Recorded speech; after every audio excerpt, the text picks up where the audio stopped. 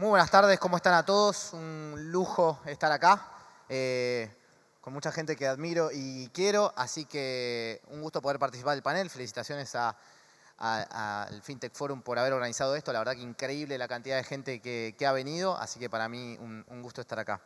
Bueno, ya nos presentamos, así que vamos a arrancar, si les parece, que tenemos poquito tiempo, vamos a los bifes directamente. Vamos a hablar un poquito de mercados, de economía y también de tecnología, que estamos esperando para 2025. Voy a empezar por vos, Sole, si te parece, porque quiero ir de lo más general hasta llegar a lo particular. Vale. Empezando por algo que se viene en la próxima semana, que son las elecciones en los Estados Unidos. ¿Qué puede pasar en el mercado? ¿Cómo puede reaccionar? ¿Nos cambia que gane uno, que gane otro? ¿Cómo empezamos a pensar la economía también, que siempre afecta a la Argentina? Estados Unidos, bastante relevante. ¿Qué impactos podemos tener y qué nos puede afectar a nosotros? Bueno, bienvenidos a todos. La semana que viene va a ser clave en el mundo. Argentina no queda aislada de esto porque no es lo mismo que gane un candidato que el otro.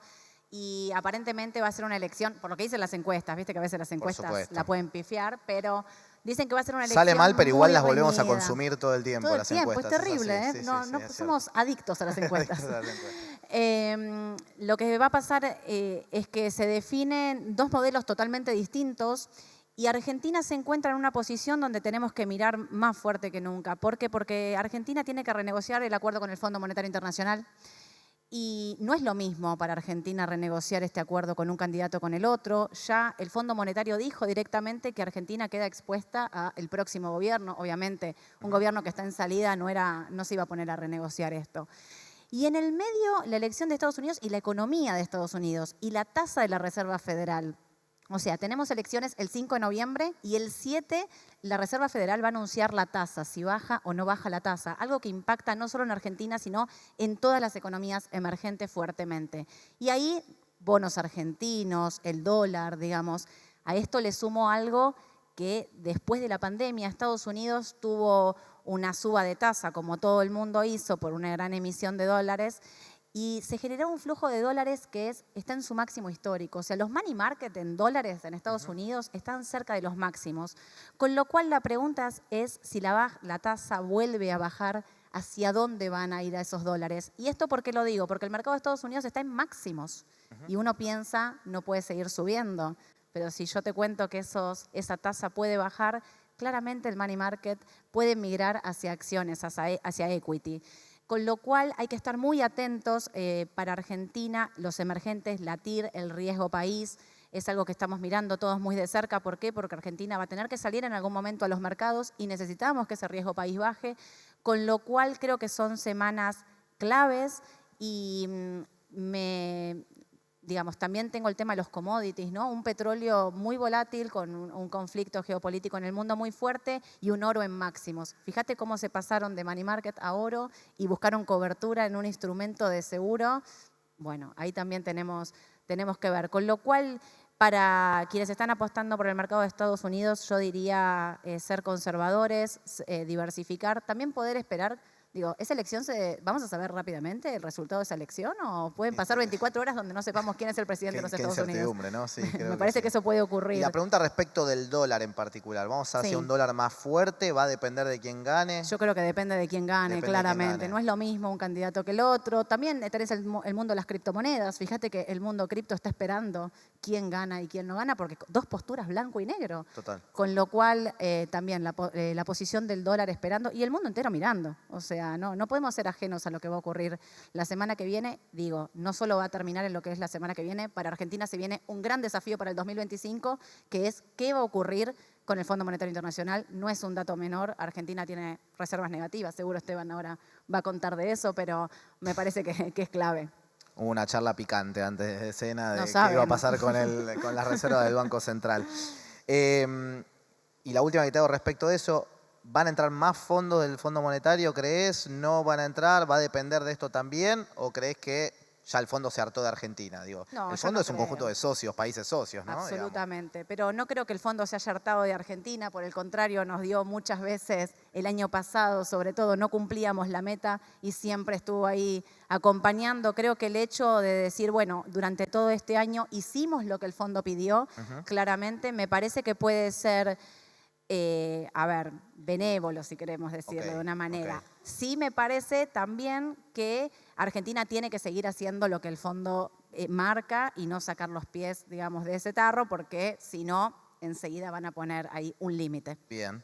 Bueno, ahí el fondo nos está marcando una alertita respecto de que no acumulamos muchas reservas, así que va a ver Por qué favor. pasa. Esteban, paso a vos, un poco para meterme en Argentina. Bajo de Estados Unidos y me meto en Argentina. ¿Qué tenemos que esperar para 2025? No me quiero meter en toda la macro porque va a ser difícil resumirlo, pero tenemos que empezar a pensar los negocios fintech en otro contexto ya respecto del que fue el año pasado o incluso este. Bueno, para ser sintéticos, antes que nada, gracias por la invitación. Un placer estar acá y compartir este panel con muchos colegas y amigos. Súper sintético. El 2024 claramente, nosotros lo hemos definido como un puente, es un proceso de transición, sin lugar a dudas. ¿Qué quiero decir con que es un proceso de transición? Que no es la nueva realidad. Digamos, yo creo que esta transición intenta conectar una economía que arrastraba un montón de problemas bien conocidos por todos. Hay una historia, hay una herencia, hay un diagnóstico y sobre ese diagnóstico aparece un programa que intenta cruzar todo este proceso para encontrarnos con ¿qué?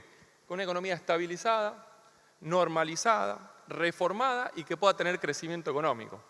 Entonces la pregunta es, bueno, en el marco de este proceso, ¿en qué parte estamos? Y bueno, yo creo que hemos tenido, a pesar de la complejidad de sobre todo toda la primera parte de todo este programa, importantes avances, tanto con los fundamentos, lo hablábamos recién, es evidentemente que todavía faltan cosas por seguir trabajando, pero en términos de los resultados que tenemos, una inflación que de 12 se va a 25, ahí se evita un riesgo de espiralización, la inflación baja a 20, 13, 11, 8, 4, 4, 4, 4, 3,5 y yendo a la zona del 3 ahora.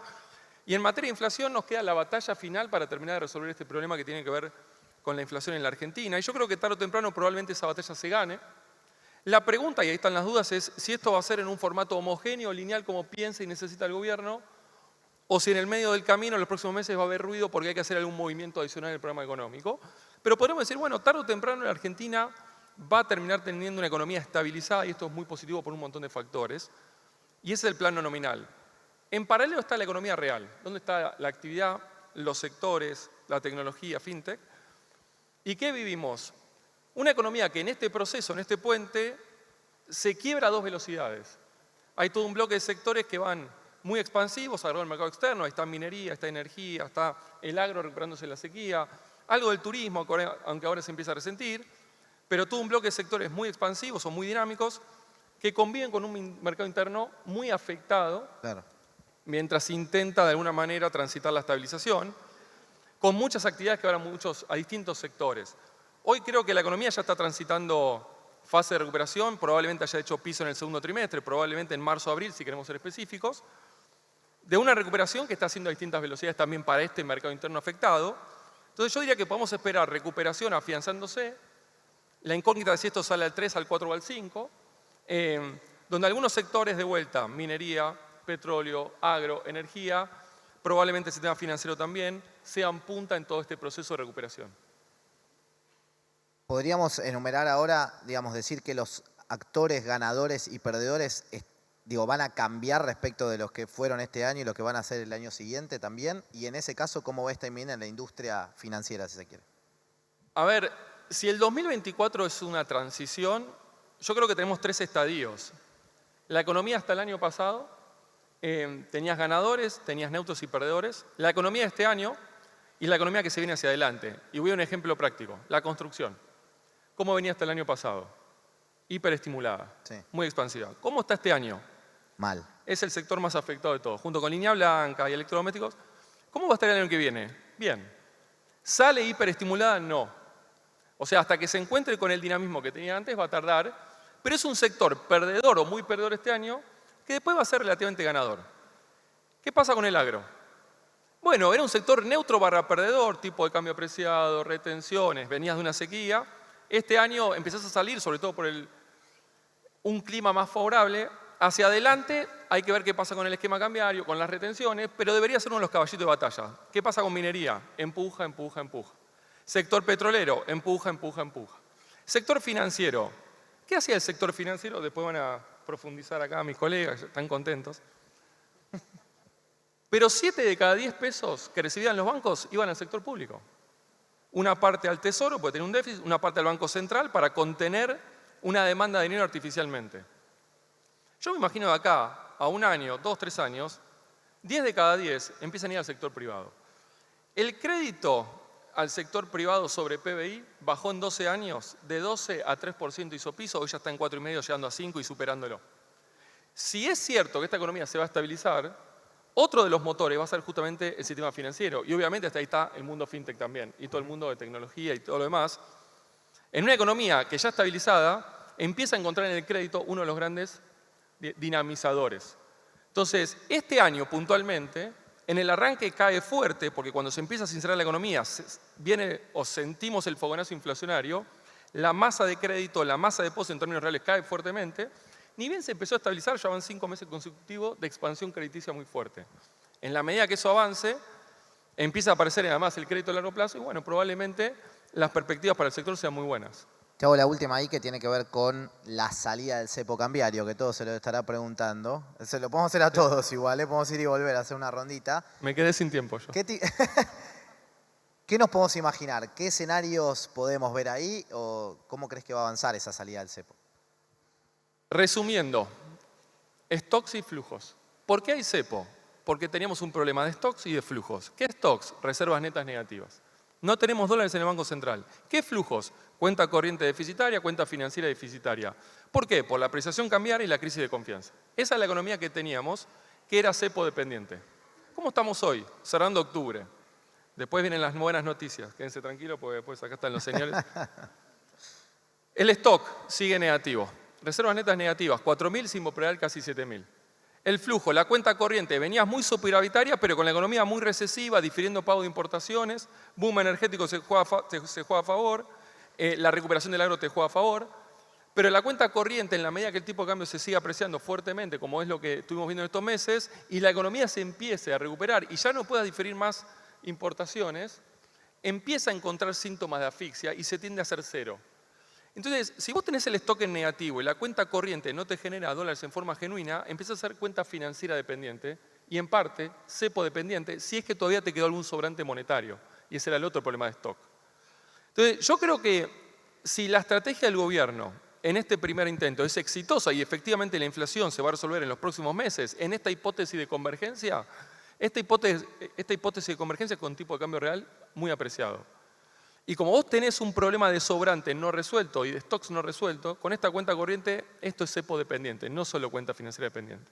Entonces, la alternativa 1 para mí va a requerir convivir con el cepo bastante tiempo más. Después podemos sacar alguna capita y algún símbolo. Okay. Ahora, y con esto cierro, ¿y si desde la cuenta financiera no le podemos dar de comer con dólares al programa? Bueno, tal vez hay que hacer un movimiento. Y en ese movimiento yo creo que hay mucho espacio para sacar bastantes capas importantes del cepo y hacer una recalibración exitosa. Acá hay una gran grieta entre los que creen que cierra o no cierra, pero en los que no cierran hay otra segunda grieta que es si toquetean se termina o si toquetean sale bien. Nosotros estamos en esta.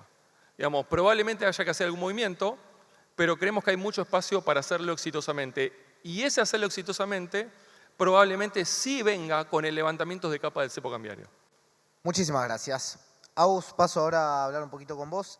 Quiero entender los desafíos de la industria también. No quiero meterme directamente en la macro y en el picking de activos, sino entender ahora, con estos cambios de la macro que mencionaba Sole como Esteban, cómo empieza a pensar la industria también en qué ofrecerles a los clientes, de qué manera, qué nuevos instrumentos. Contá un poquito cómo está cambiando todo eso, dado que lo que decía Esteban también, ¿no? Antes la plata iba al sector público, ahora tiene que ir al privado.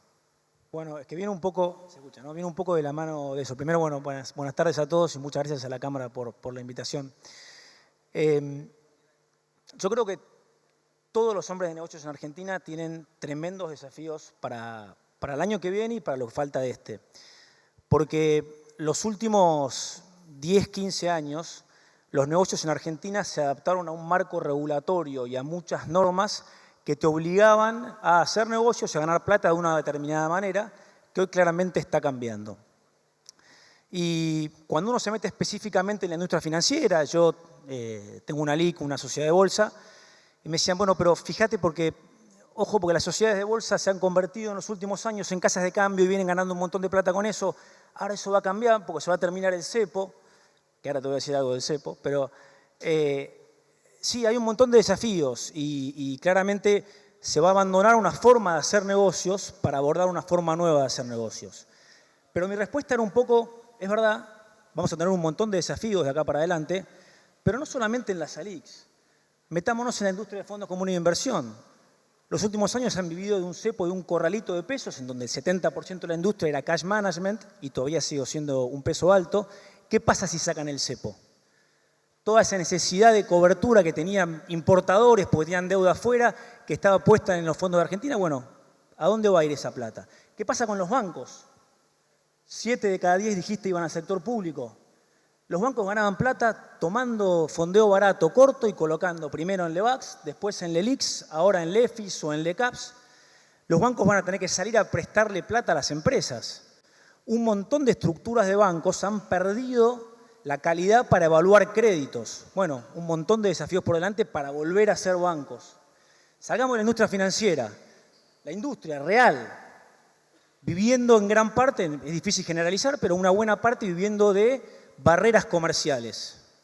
Precios altos, barreras comerciales, se le vende a la gente en el zoológico. Bueno, ahora vamos a tener que empezar a ser eficientes realmente para poder vender, si es que efectivamente salimos a competir afuera, antes de bajar impuestos, que todavía no se puede, ¿no? Entonces, yo estoy convencido que hay un montón de desafíos para la industria financiera y para todos en general. ¿Quién va a ser el ganador? Yo creo que va a haber mucha concentración de jugadores, sobre todo en la industria financiera. Algunos quedarán del lado en donde realmente pueden generarle valor a los clientes y no venden commodities. Y los que no puedan adaptarse a eso y se queden en el modelo viejo, esos son los que me parece que van a sufrir más. ¿Y cómo se consigue eso?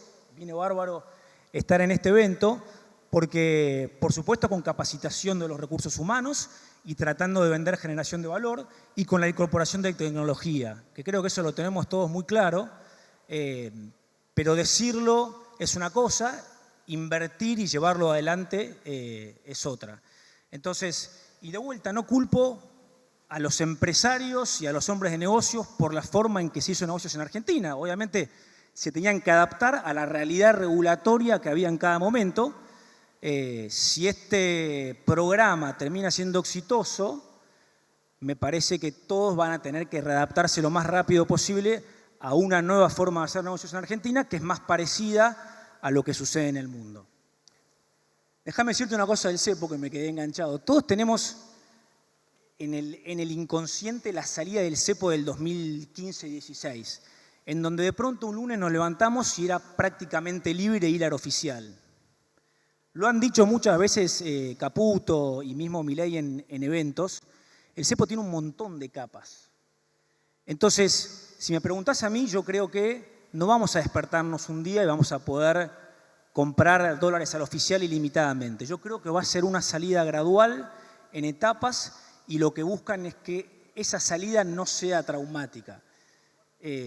Tampoco pueden decirte mañana salimos porque si no el mercado se va a adelantar, pero me parece que tenemos que pensar en una salida muchísimo más gradual en donde se van levantando diferentes regulaciones y en donde sí el desenlace va a ser un evento, pero que va a ser mucho más suave de lo que fue 2015-2016, con una bomba de deuda que tomamos para poder enfrentar ese día y ese momento en donde salimos del cepo.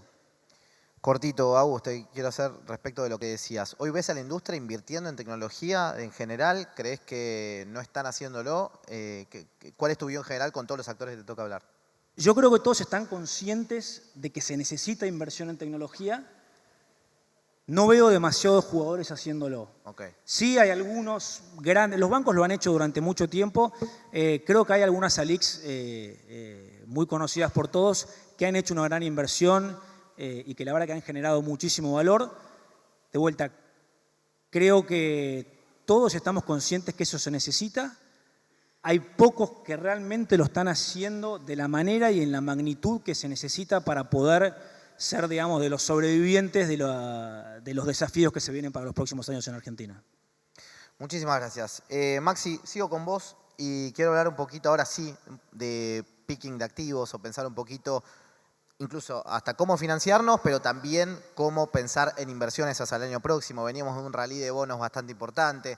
¿Hay espacio todavía para crecer ahí? ¿Qué puede pasar en el mercado accionario? Bueno, ¿cuál es la mirada que tienen también desde YOL? Bueno, ante todo, gracias por la invitación.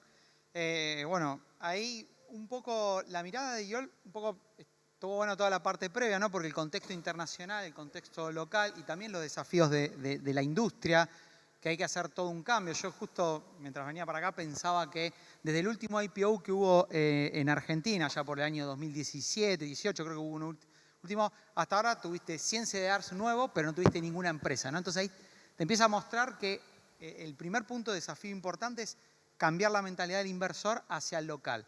El contexto actual, Santiago, ayuda muchísimo. Venimos de un rally de los bonos subiendo 15, 17%. Hoy justo estaba mirando cómo cerró el mes en general, todavía si bien no cerró, pero Banco Francés subiendo 30%. Si eso le ponemos dólares, es un montón. Entonces, ahí tenemos un segundo desafío que se nos complica. Entender que el inversor, esto no es común, ¿no? Esto es un catch-up que está haciendo Argentina. Nosotros lo que estamos viendo, por un lado, es que creemos que hay un contexto macroeconómico, que los desafíos que tiene cualquier país, hoy es bastante favorable, ¿no? Y eso creo que lo que está pasando, a diferencia de otros momentos, que empezó el mercado a ver delivery, empezó a ver el mercado afuera, lo empezó a ver, decir, bueno, estos tipos tienen compromiso fiscal, se están solucionando cosas, hay un montón de cosas a hacer. Dentro de eso empezamos a tratar de ayudar al inversor de dónde posicionarse, ¿no? Creo que hoy tenés la ventaja, tenés alternativas por todos lados. Recién estábamos hablando justo los bonos SER, ¿no? Digamos. Y eso creo que es lo lindo, porque antes lo único que era la discusión era compro dólares o no compro dólares. Ahora decís, bueno, ¿qué querés hacer? No, quiero cubrirme para pagar la educación de mis hijos los próximos años. ¿Y la educación de tu hijo a qué sigue? La inflación. Tenés un bono SER. ¿Qué querés hacer? Quiero cambiar, no sé, quiero proteger el capital a más largo plazo. Bueno, empezás a ver un poco de obligaciones negociables que, si bien está toda esta discusión que rinden poco, ¿no? La verdad que son instrumentos de empresas muy sólidas, la mayoría de empresas tienen ratio de deuda. De ese lado, para un inversor conservador, estamos viendo. Tenés el inversor más agresivo y le empezás a recomendar, bueno, salida de L30, que fue sin duda la posición ganadora, subiendo 70% en dólares, empezá a ver un poco de posiciones de más largo plazo, G35, AE38, que son posiciones que si Argentina se consolida, digamos, te estás comprando un bono con rendimiento del 12-13% en dólares, de acá a por lo menos más de 100 años. Y el otro punto importante es las acciones argentinas, porque tenemos, o sea, los números son muy potentes y todos tenemos en la cabeza los 1.800, ¿no? Y parece que si el día que el mercado en dólares llega a 1.800, esto se acaba, ¿no? Y ahí creo que el punto importante es entender que el contexto cambió totalmente. Tomo algunas empresas, YPF, Pampa, Energía, eran empresas que Pampa tenía un montón de empresas reguladas, hoy están muy metidas con vaca muerta, que más allá de todo el potencial que tiene, ya es un potencial actual. Los bancos, hoy uno dice, bueno, los bancos argentinos subió 30%, pero ahí justamente contaba muy bien Esteban, ¿no? El crédito, solamente volver a niveles que eran malos es triplicar, ¿no? Entonces, ahí también hay potencial. Y empezás, creo que, a ver distintos sectores, ciertas empresas reguladas que, si Argentina se estabiliza, empiezan a hacer lo que en Estados Unidos son las utility, empresas para comprar y generar una renta, ¿no? Pienso en Central Puerto, que es una que estamos recomendando mucho, que paga mucho dividendo. Entonces, yo creo que hay bastante oportunidades en Argentina y creo que lo lindo del momento actual y obviamente que se consolide, más allá de todos los desafíos que viene explicado en el lado internacional Sole y Esteban en el lado local, es que empezás a abrirle un abanico a los inversores. Ni hablar del financiamiento, que bueno, queda un minuto y pico que podemos hablar mucho más, que todavía necesitamos, ¿no? Salida de empresas emitiendo acciones, creo que ahí va a ser un cambio enorme cuando empecemos a ver que el argentino pueda comprar la empresa, no sé, Habana, una empresa icónica, emitió acciones justamente en el momento de Macri, ¿no? Y Ahora hay deuda más que nada, ¿no? Que son ONs, obligaciones negociables. hoy son obligaciones negociables. Hoy son obligaciones negociables, todavía son muy energéticas, digamos, pero ya empezás a ver algunas empresas que se empiezan a animar de otros sectores.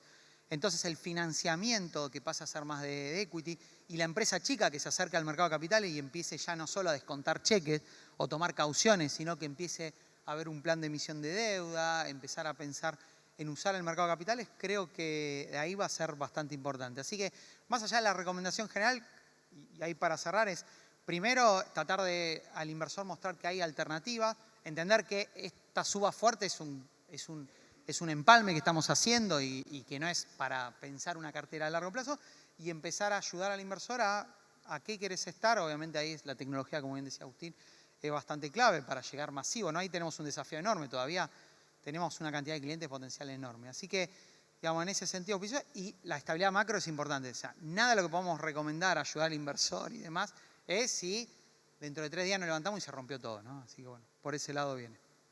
Sole, Esteban, Agus, Maxi, muchísimas gracias por el tiempo y a Gracias a todos ustedes todos. por escuchar. Gracias. Un Para mí lujo. no hay justo. Gracias.